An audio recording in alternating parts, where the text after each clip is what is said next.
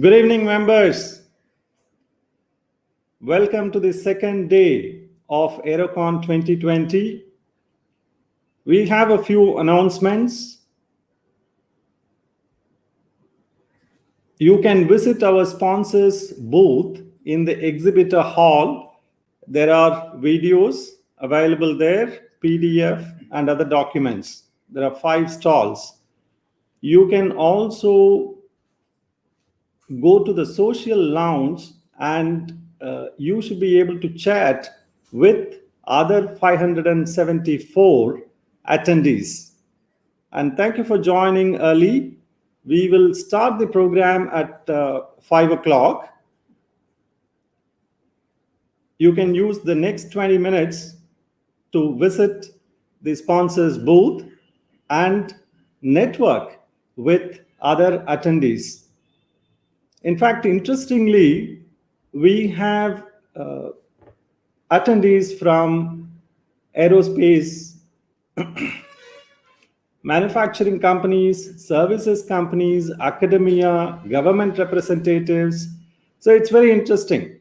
And for all those students out there, if you want to connect with professional members and industry captains, go for it.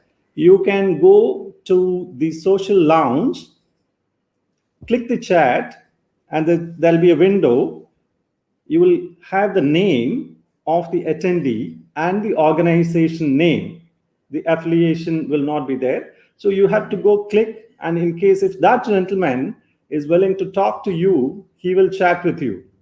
So this is a great opportunity for you to connect with your peers, industry captains, and academicians. Right now, we have 575 attendees. Correct, Vijay? Yes.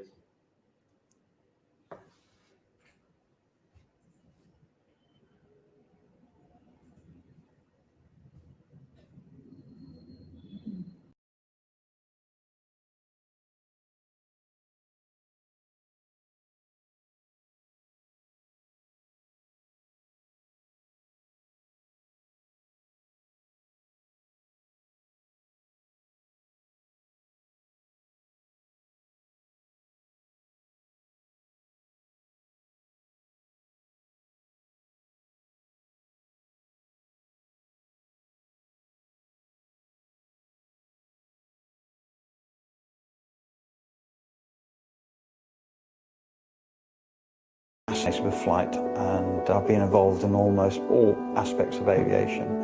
And then to have this program of work now to develop the world's fastest electric airplane with companies like Rolls-Royce and like Ansys, it just amazes me the technology that's out there and the ability of other people and companies to help put this together. The Excel project will deliver an all-electric aircraft over 300 miles an hour. Competition has always been a strong driver of technology, and what we're really hoping to do here is use that competition to push battery technology, to push powertrain technology into aviation fast.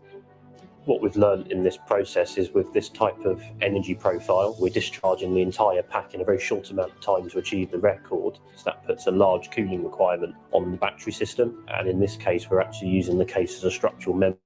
So there are some significant challenges around optimizing both those structures. So Ansys Fluent is being used to balance the cooling system pre-production, pre-prototype on test. And Discovery Live has been really important for us. Not only are we using their tools to help analyze the final design, we're informing the design on the way there. So again, not only are we doing less iterations in terms of manufacture, but even in terms of test runs, we're really optimizing down there. So the Ansys tools have been really key, and it's been a great partnership. I'm kind of hoping that we can inspire the next generation of engineers into this new technology, and to be involved at the very beginning of electric aerospace is very exciting.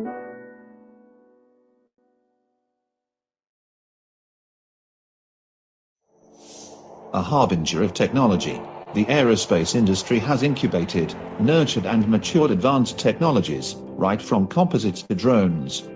Infosys is a proud partner of leading aerospace and defense organizations across the value chain, from original equipment manufacturers, suppliers, airlines to MROs, delivering value-driven engineering and IT solutions. With its bouquet of services catering to the aerospace sector, a vast pool of designers and consultants, and a flexible delivery model, Infosys has helped its partners scale greater heights. For instance, Infosys has supported a major aerospace original equipment manufacturer through Tier 1 supplier in designing and developing its composite nose section, which included design, analysis, manufacturing support and repair solutions. For a Tier 1 supplier, we built a cost-based portfolio of 200,000 parts, and proposed design and process optimizations through value engineering. This resulted in savings of approximately $250 million. By constantly adapting to new techniques, and by leveraging emerging technologies, like blockchain and artificial intelligence, we innovate and build state-of-the-art solutions for our clients. Pioneers in adopting advanced digital technologies early, Infosys has invested in building comprehensive skills, solutions and platforms in the digital space. For instance, Infosys, in partnership with Pori and Nokia, developed Kriti 4.0, an AI-based solution. It enables original equipment manufacturers and Tier 1 suppliers to enhance the reliability of operations and maintenance on the manufacturing shop floor. Another example is the Infosys Genome solution. It provides an analytical framework required by original equipment manufacturers, airline operators and maintenance service providers for capitalizing on data and predictive analytics to deliver a world-class flying experience. To learn about these and other such solutions, join Infosys today in this journey of transforming the future of the aerospace industry.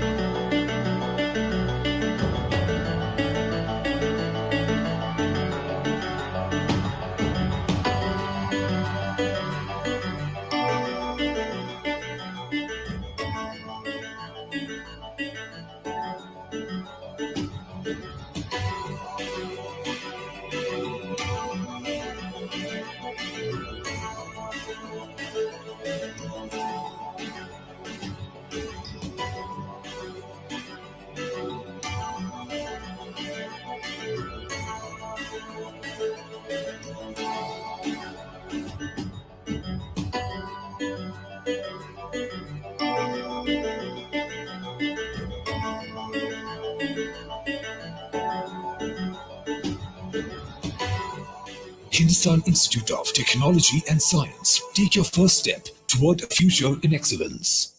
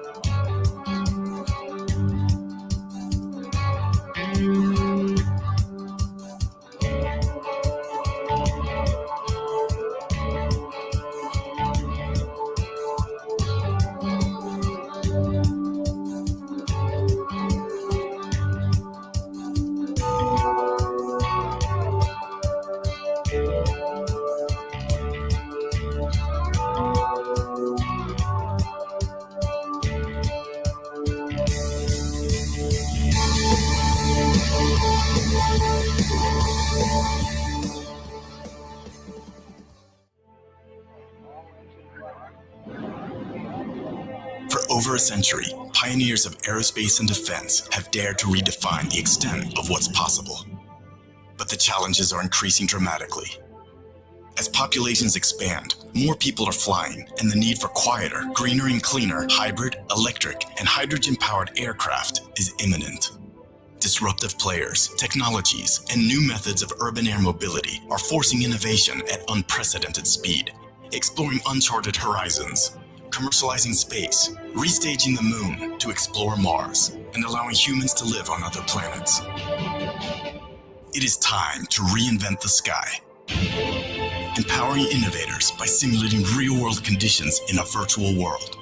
Using collective intelligence through cloud-enabled innovation, progress is fueled by the agility and efficiency of the future factory, transforming supply chains through digital continuity, and deploying additive manufacturing at industrial scale. By accelerating development from concept to operations by up to 50%, Dassault Systèmes 3D Experience Platform empowers companies to solve the world's challenges, ensure a safe passenger experience, and create a sustainable future by harmonizing product, nature, and life. In a future made possible by virtual universes. Experience the future today.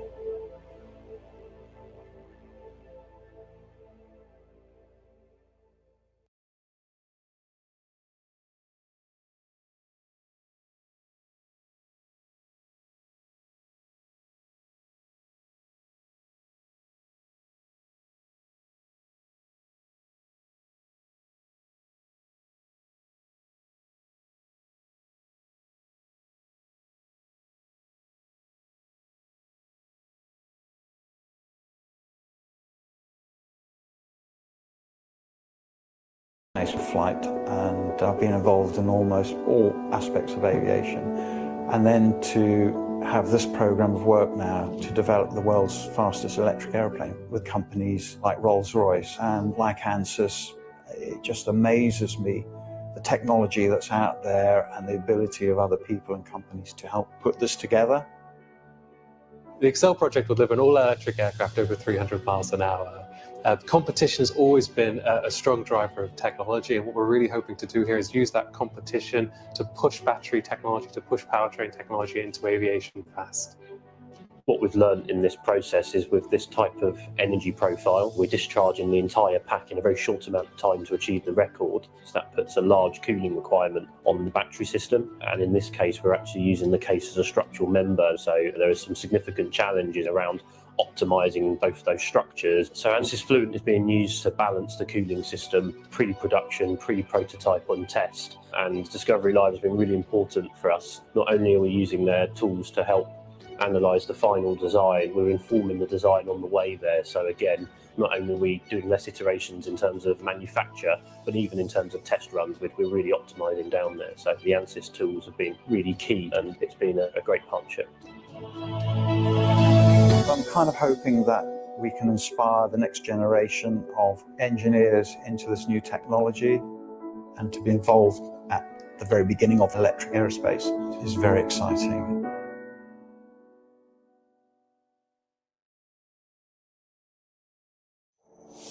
A harbinger of technology, the aerospace industry has incubated, nurtured and matured advanced technologies, right from composites to drones.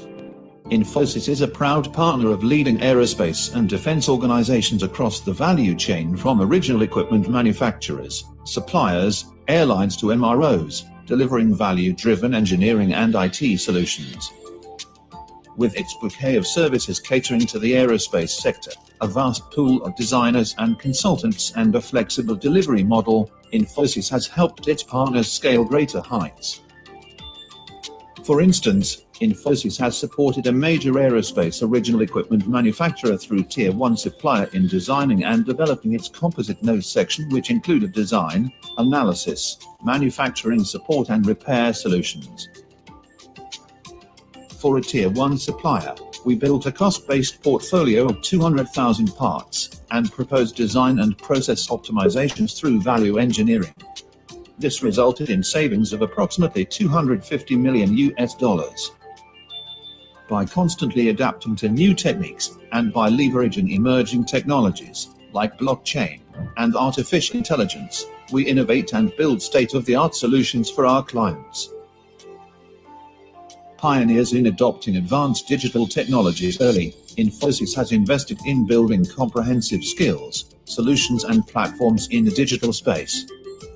For instance, Infosys, in partnership with Pori and Nokia, developed Kriti 4.0, an AI-based solution. It enables original equipment manufacturers and Tier 1 suppliers to enhance the reliability of operations and maintenance on the manufacturing shop floor.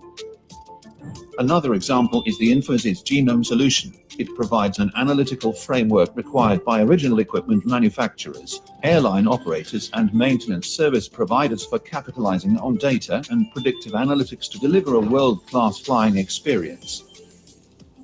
To learn about these and other such solutions, join Infosys today in this journey of transforming the future of the aerospace industry.